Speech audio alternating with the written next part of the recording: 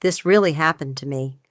I was 22, finishing my last year at DePaul, when the chain of choices I'm about to share turned me into someone who could take a breath, pick a plan, and make a life-altering purchase with a steady hand. The humiliation was the spare key. My mother slid it across the marble lobby desk to my ex, while the security camera above the ficus caught everything. That key was attached to a blue rubber fob with the building's logo, the same fob I'd used when I stayed there back when we were good. The concierge didn't question it. My mother managed the unit. Her word was law in that glass-walled lobby. I stood outside in the January cold, watching their reflections through the window, my breath fogging the pain while he lifted the key with a smirk, and my mother tucked her hair behind her ear as if nothing about any of this was rotten.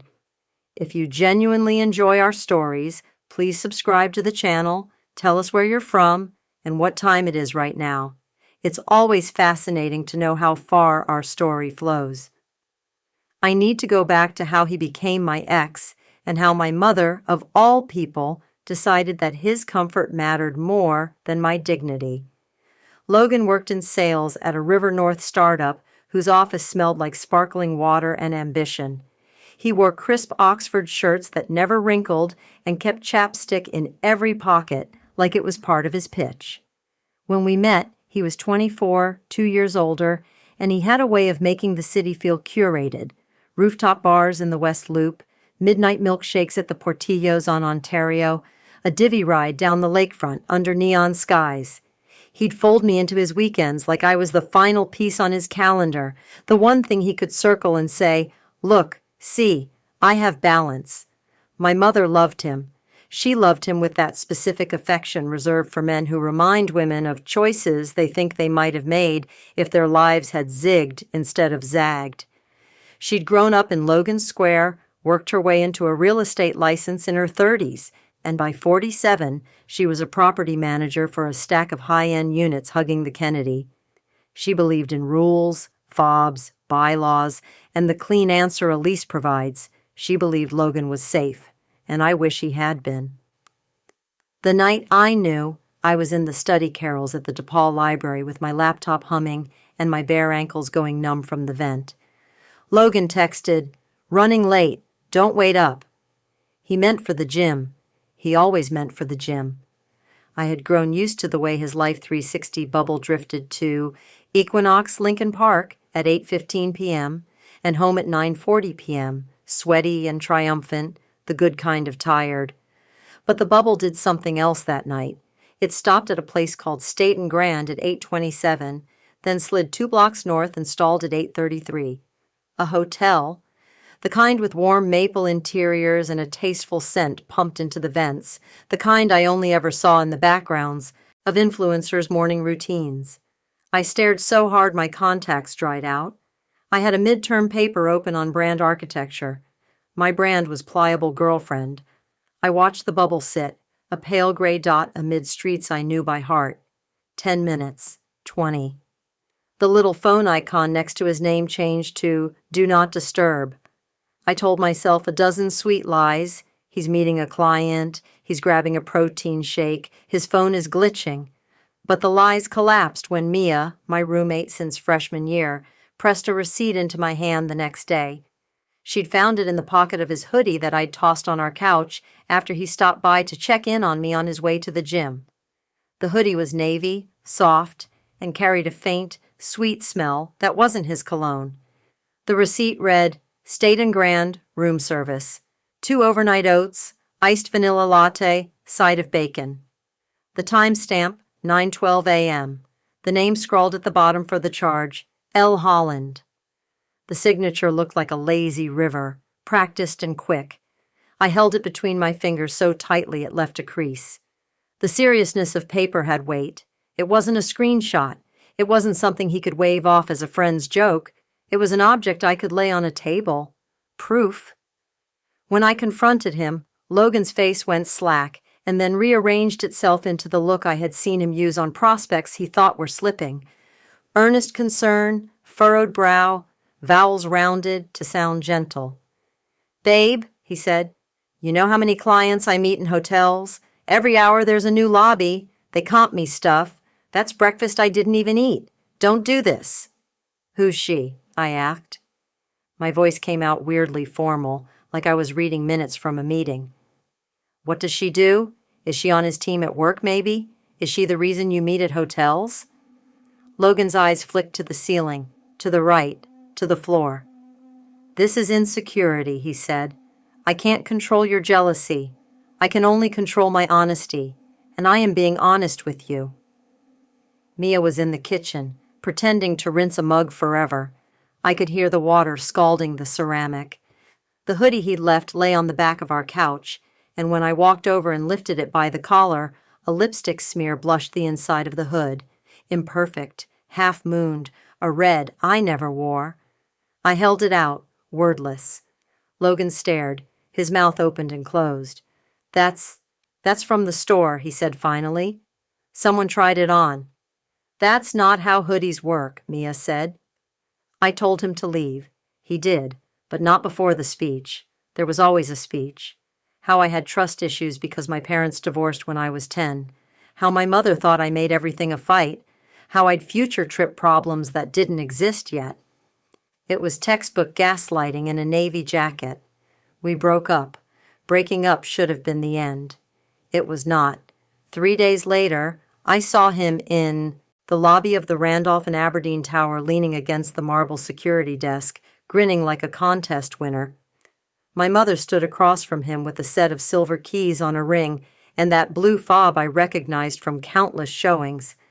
"Standard lease," she said. "Month to month at first, to feel it out. Don't scratch the hardwood. The HOA's strict."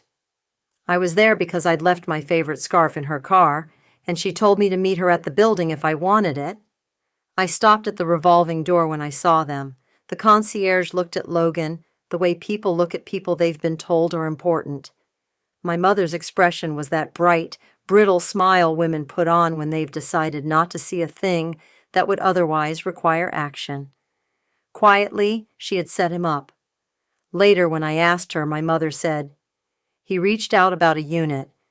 You know I have to keep my professional life separate. He's a good tenant on paper.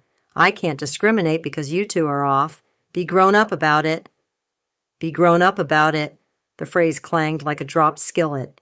She didn't tell me she liked him better. She didn't have to. By then, she'd decided my breakup was my dramatics. His story had smoothed her out. His power grew in that glass atrium, with the frondy plants and the smell of lemon cleaner. He posted stories shot from the unit's balcony, a slice of the sky like brushed aluminum, the river glinting, the metro line like a toy in the distance. He posed with his friends in the building's clubroom, a wall of wine bottles behind them. He tagged the rooftop pool. He let his boys jump off the deck furniture, and the camera caught the sign on the wall. "No glass near water, $500 fine."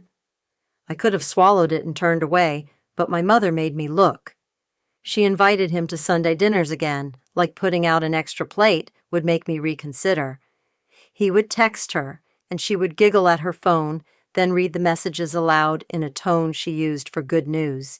He needed to borrow her car. He'd locked himself out. Could she do him the favor of grabbing a package because the concierge loved her and would hand it over? She did all of it with a grace she withheld from me. I changed our Life 360 settings so I couldn't see him anymore. I blocked him on everything except the one thing I needed, access to a feed where he performed his life. I told myself it was just to be prepared. I watched, not for heartache, but for data. That's when I noticed the building itself. When you're raised by a property manager, certain words sit in your ears like lullabies. Estapel, subrogation, RLTO. Chicago's tenant ordinance will save your behind, and an HOA's bylaws can slice you open if you're not careful, my mother would say while stirring pasta, like it was a morality tale. She'd quiz me on how much notice a month-to-month lease required, what happens if someone violates quiet hours, when a deposit must be returned, and with what interest. I knew the bones of the thing. I just hadn't imagined I'd use them. For a marketing elective, I'd taken an internship at a title company on Wabash. The office was always cool, the printers too loud, and the closings felt like small weddings populated by strangers who'd never see each other again. I loved the absurd ceremony of the manila envelope. I loved the stamp that went clunk and left the Cook County Recorder's number behind like a brand. One afternoon, sliding files to the back, I saw a stack labeled Randolph and Aberdeen, Annual Disclosure Packet. It wasn't our deal, it was another paralegal's, but I skimmed the top page because if there's one thing I know how to do, it's read a packet. The HOA had a right of first refusal policy. Renters could be offered the chance to purchase if an owner was selling and no existing owner matched. I thought about that, the clause snicking into place in my brain like a lock aligning with a key. If a unit went up, the HOA had ways it had to be offered. Units in that building came at an arm and a leg, but not all of them. When an out-of-state owner wanted out fast, sometimes you could thread a needle. I started to ask gentle questions. The concierge, Devin, according to his nameplate, knew me as Anita's daughter. I would stop by with coffee, tipping more than I could afford, and chat. Concierges know everything, and they also know the boundaries of what they can say while still being helpful. I kept it friendly. Any units getting new mail bins? I heard there might be sales. He'd shrug, but his eyes would flick to the stack of packages waiting for Unit 2406, Unit 801. I made friends in the elevator by accident, an ICU nurse on nights who loved her cat, 2 teachers who split rent and compared grading strategies while we rode to 12. I started to understand the churn, whose parents owned, whose landlord lived in Miami, who was getting married and moving out. The building was a social map, and I walked it with the care of a cartographer. The piece I needed slid my way during finals week, when Logan's Instagram story panned too slowly across a new piece of art above his sofa. A framed print of the lake, frozen into squares, hung a little crooked. He'd tagged the artist. In the reflection of the glass, I saw the closing folder on his kitchen island, navy, with a silver logo I recognized as a broker downtown who specialized in investor sales. Investors sell. Investors sell when interest rates twitch and the spreadsheet tells them to cut losses or lock gains. A week later, while Mia and I were splitting a Trader Joe's pizza at our sticky dining table, my mother called. "Don't be dramatic about this," she said by way of greeting. "Hello? Logan's unit is going to sell. The owner asked me to let the tenant know they might get a call about showing times. Keep it to yourself. Don't go spreading it around to your little friend group or whatever it is you do." "My little friend group? You know how you are." "How am I?" I asked, my fork suspended halfway to my mouth. My mother sighed. "You take things personally. I'm telling you professionally." She was telling me to sit still while his life rearranged. She did not know who I had become by then. After that call, I pulled out a notebook and wrote, "Find seller, get pre-approved, line-up inspection, buy the unit." The ink bled a little onto the cheap paper. I touched every letter. I worked extra shifts at the Starbucks on Fullerton, pouring more cold foam than should be legal, stashing tips in an envelope at the back of my sock drawer. Mia's cousin is a junior agent. She took me to coffee at a Dunkin', because realtors are contrarians, and walked me through what a low-down payment strategy could look like for a first-time buyer with a steady income and a co-signer. My Aunt Lydia, who has always loved me without commentary, agreed to co-sign if I showed her a plan and 3 worst-case scenarios. We drew them in pen and set them on her dining table like a fortune teller showing cards. I ran numbers until the numbers ran me.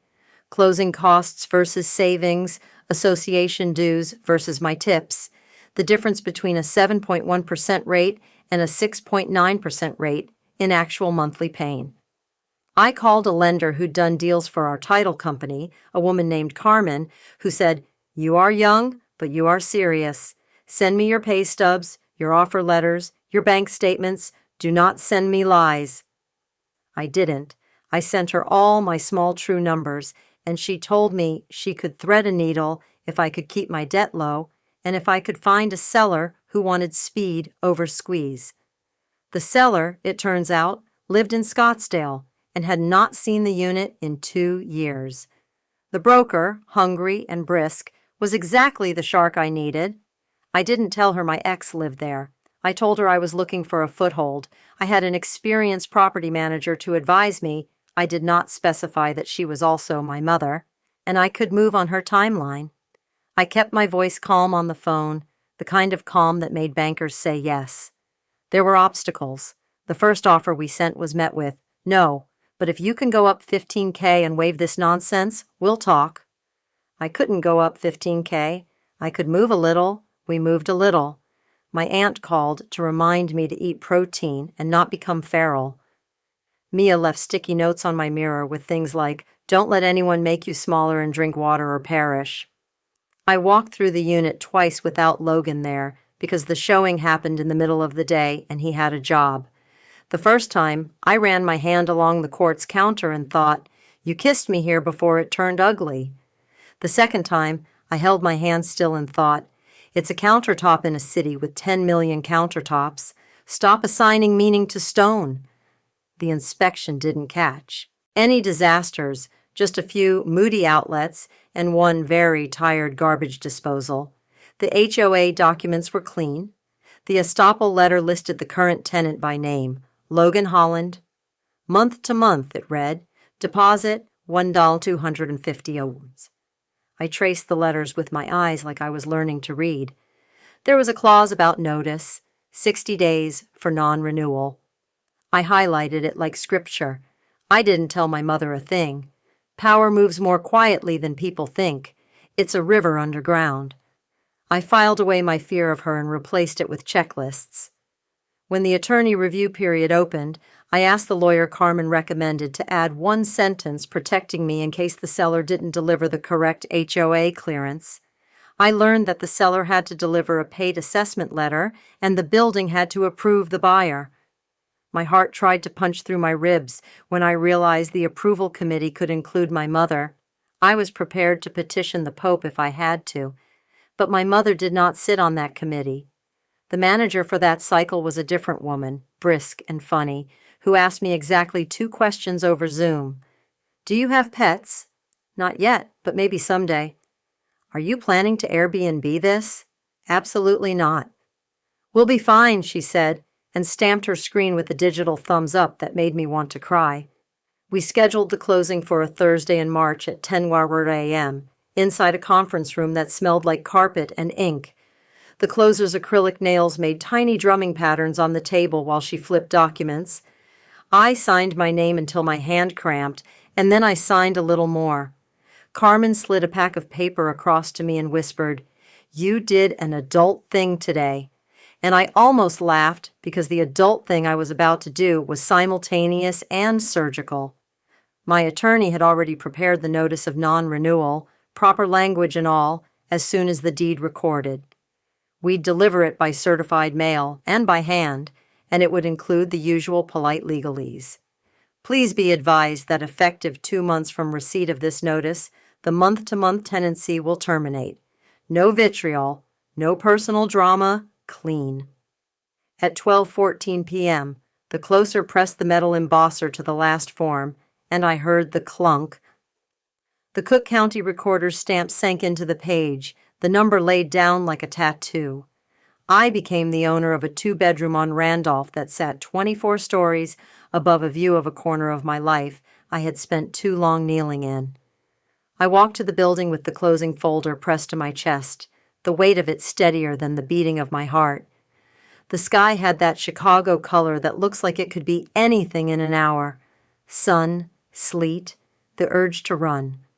When I pushed through the revolving door into the lobby, Devin, the concierge, looked up and looked at the folder and then at my face. He recognized something. He smiled a small, private smile.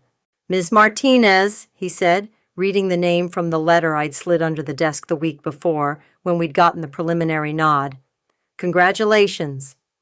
"Thanks," I said. The word felt like a thread, thin and strong. I handed him a copy of the estoppel letter and the non-renewal notice for his file and for the log. He took them with the care of a man who knows paper matters. "Will you be delivering the hand copy?" he asked. "I will." I rode the elevator to 24 and listened to the numbers ping with a steady rhythm. The hallway lights had that hotel glow meant to hide imperfections. The carpet smelled faintly of vacuum and salt from shoes. I stood in front of the door of Unit 2406, a door I had walked through a dozen times as a girlfriend, easy and unguarded. I knocked now as an owner. I expected him to open the door shirtless, hair messy, some kind of theatrical performance. Instead, he opened it in a gray t-shirt and socks, half a sandwich in his hand. He blinked, his face recalibrated. "Hey," he said slow. "What are you doing here?" "I'm delivering a notice," I said. I held up the envelope, my name cursive in the return address corner. "Congratulations," I said, even more quietly than he had. "You've just met your landlord."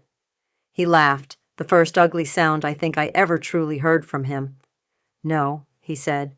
"I rent from Anita's owner. She manages this. Nice try." "I do too now," I said. "I closed this morning." I tapped the envelope against my palm, then gave it to him. 60 days. This isn't personal. It's procedural." He started to smile and stopped. He slid the paper out with 2 fingers like it might bite him. His eyes moved across lines faster than he could think. "You can't do this," he said. "I have rights." "You do," I said, "and I'm honoring them." "This is revenge," he said. "This is a boundary you taught me to draw," I said. "You live in a place you got by lying to me and cozying up to my mother. I'm not going to scream. I'm going to file." He stepped back into the unit, phone already in his hand. "I'm calling Anita. She's going to fix this." "She can't," I said. "It's no longer her unit to manage." I kept my voice soft because he wanted me to explode, and I could not give him that gift. "Have your lawyer call mine if there's confusion." He stared at me like he was trying to will me back into a version of myself that was easier to dismiss. I stood and breathed, feeling every tendon in my calves, the weight of my shoes. He finally shut the door with a stubborn, slow motion, the only power move left. I expected my phone to ring in under a minute. It did. "What have you done?" my mother demanded. No hello, just the acid. "I bought a condo," I said. "You've been preparing me for this my whole life. You can't, you went behind my back to humiliate me," she said. The words tumbled, uncharacteristic for a woman who could recite lease terms from memory. "I went to college and got a job and asked an aunt to co-sign because I won't let you use your job as a sword against me," I said. "I did this quietly and legally. If you're humiliated, it's because you put yourself in the middle of a relationship you shouldn't have been in, professionally or personally." There was a long, sizzling silence. "This is going to look terrible for me," she said eventually, smaller. "Only if you make it about you," I said, a sentence I didn't know I'd wanted to say for 12 years. "You didn't have to hand him a key in the lobby where I could see it. You didn't have to invite him to Sunday dinner. You didn't have to take his calls like a concierge who also raised me. You chose that. I'm choosing this." "He's going to talk," she said. "So will I said, "but I'm not going to raise my voice." That week, the war began, if you can call a very polite exchange of letters a war. His friends posted a little less. He did the thing men do when they feel small. He tried to make me smaller. He called my aunt a fool, which made my aunt laugh. He texted Mia to tell her I was unstable, which made Mia send him back a photo of the lipstick hood and a thumbs-up emoji. He emailed me about the garbage disposal, as if breaking appliances could break resolve. I replaced it with a receipt and sent him the updated copy. He threw a birthday party in the clubroom, a last flex. He sent an invite to everyone we both knew. The flyer on Instagram had a cartoon cake, the number 25, and the caption, "West Loop's favorite son." I booked the same room for the hour before his party under my name as an owner for a small meeting. The room had one glass wall facing the lobby. I set a stack of closing folders on the table with the CBS radio on low, and I waited. Watching was not petty, it was confirmation. Logan arrived dressed like a TED Talk, slim suit, white sneakers. He approached the concierge desk, said something meant to be charming. Devin checked the reservations and looked at me reflexively. I stood up and smiled. "Logan," I called softly. He turned. "I'll be done in 5, I said, and lifted the owner's binder with my name on it, the same way he had lifted that key. Not cruel. Clear. He swallowed. Something in his posture changed, an angle that said he understood, finally, that I was necessary to this process, and he couldn't charm his way past me.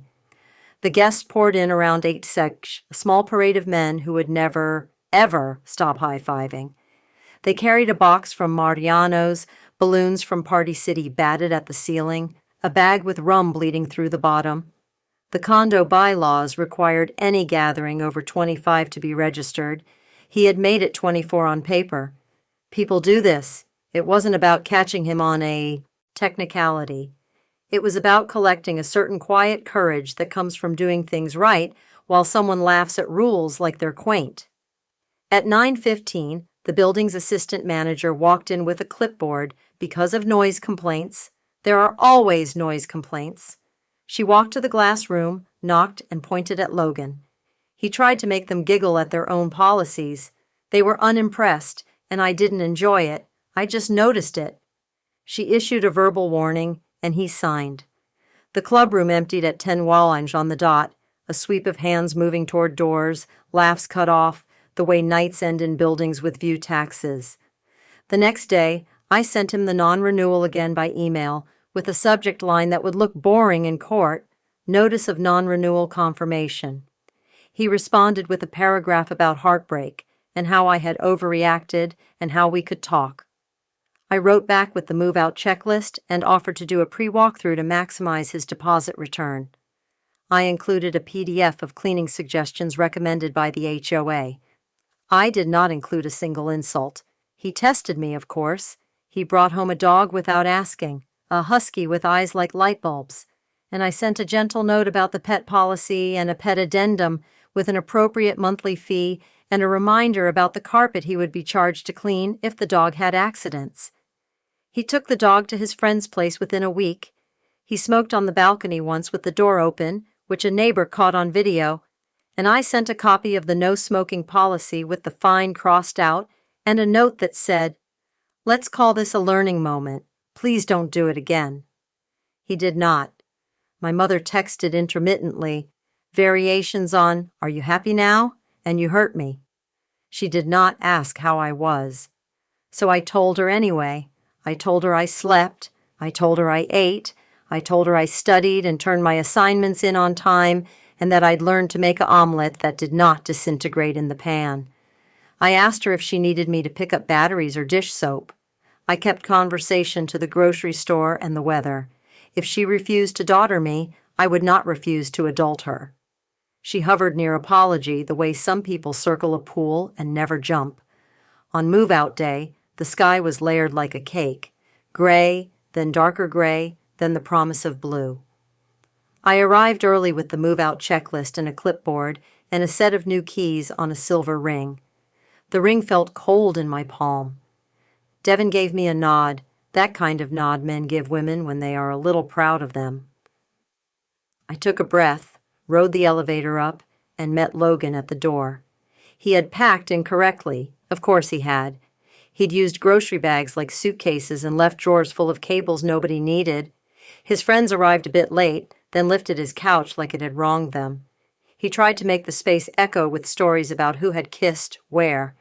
He kept glancing at me to see if I would flinch. I did not.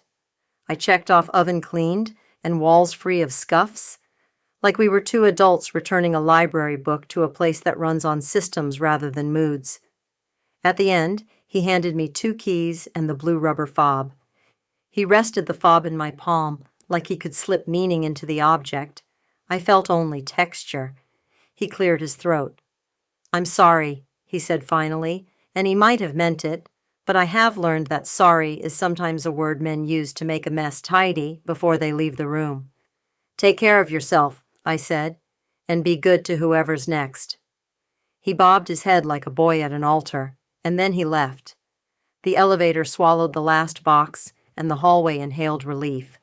I stood in the quiet and let the air settle. I cleaned the unit for 3 hours by myself because I wanted to know every corner. It is humbling to get on your knees and wipe baseboards. You find lost earrings like silver commas under radiators. You find dust bunnies the size of fears. You find that grease hides in the grooves of the stovetop, and that if you scrub with a gentle brush and a little patience, it will lift. Mia showed up with a vacuum that smelled faintly like her childhood home, and a bag of tacos I ate on the floor with my legs crossed like a kid. We opened the sliding door to let the air be cold.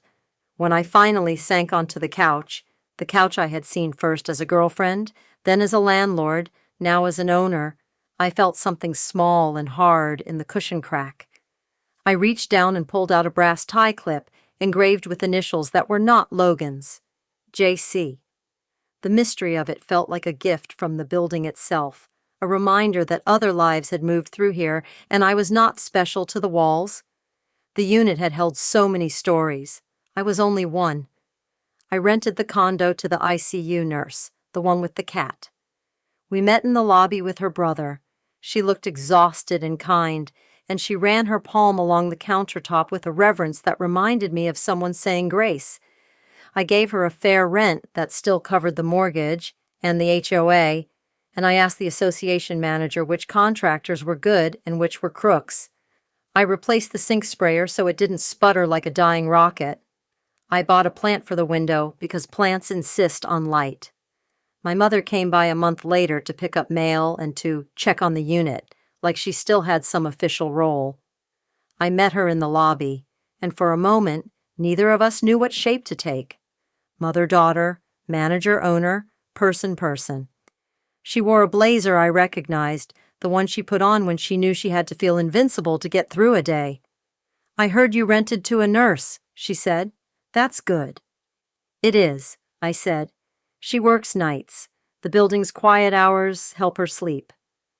My mother nodded, eyes on the rubber fobs arranged in the drawer beside Devon. I thought I was doing right by a kid I thought was. Good, she said suddenly, quietly enough that only the potted plant could hear her too. I thought you were being dramatic, and that I could be neutral.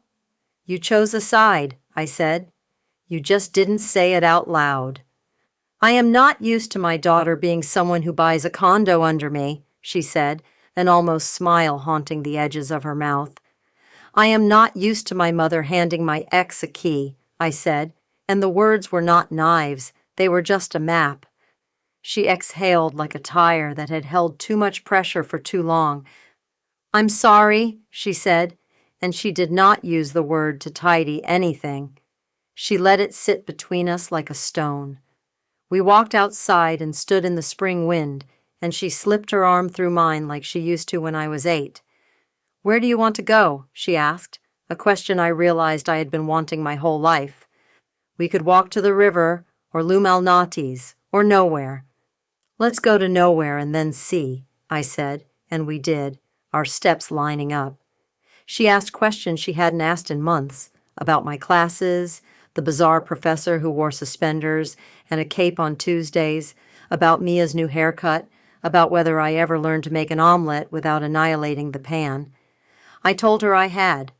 I told her I'd used a tutorial with a man who wore a chef's coat and said patience like a spell. How did it feel, she asked eventually, to buy a place like that? Like being handed a key I made myself, I said.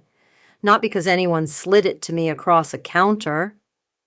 We stood on the bridge and watched the water pretend to be steel, and I let myself be proud. I was not the kind of proud that requires an audience. I was the kind that sits under your ribs and warms your lungs. Somewhere 24 stories behind us, a plant leaned toward the window because plants insist on light. A tie clip sat on my kitchen counter like a piece of punctuation from a stranger. A woman who saved lives would put her head down on a pillow and sleep because the building was quiet and the rules were clear. Logan moved to a walk-up in Bucktown with thin walls and a landlord who answered texts with K. He posted fewer stories. When I saw him in Mariano's one night, he ducked behind cereal. I smiled without my teeth and kept walking. He was just a man buying sugar. The grief I thought would linger like smoke had cleared. I still walk into the lobby sometimes and see the way the concierges look up when the revolving door turns. I put my name on the owner's binder with a black Sharpie so it wouldn't fade. I learned who on the board lives to enforce and who lives to bend. I brought the assistant manager coffee after she had to shut down a bachelor party at 10:03 p.m., and she told me she loved me for knowing how to spell estoppel correctly on the first try. I keep the blue rubber fob in a drawer at home as a reminder that keys are just plastic until someone makes them mean something. I touched it once on a night when the wind rattled the windows of my own small apartment, and I said out loud to no one, "I'm not cruel," because that matters to me. I wasn't. I could have published screenshots. I could have thrown a party with a projector and played back his lies in cinematic detail. I didn't. I filed, I paid, I signed, and I sent notices with the correct postage, and it was devastating anyway, in the way real consequences are. The last time my mother mentioned Logan, she said, "He called me," like she was admitting to something small and stupid. "What did he want?" I asked, not particularly interested. "To tell me he's moving to Austin," she said. "He said the skyline is different there, but the cocktails are the same." "Then he'll be fine, man," I said. We were buying tomatoes at the farmer's market, and the sun turned her face gold. I handed her a bag, and she took it like a truce. We walked back toward the train, and I watched people line up at the platform, all of us about to be carried forward by something bigger than our choices, and yet made by them entirely. On the day I got my diploma, I went home to my own kitchen, set the closing folder on the table, and slid the brass tie clip into the pocket like a secret. I wrote a note to the nurse reminding her of her lease renewal options and tucked in a card for a nearby coffee shop, because when you work nights, you forget to be kind to yourself. I sat at the window until the light turned the buildings pink, and then gray, and then black, and I thought about the first time I pressed my face to the glass outside that lobby, breath fogging a pain while a key changed hands and made me feel small. I think now that the glass was a mirror. It was always going to show me what I was. I just needed to step inside. The end.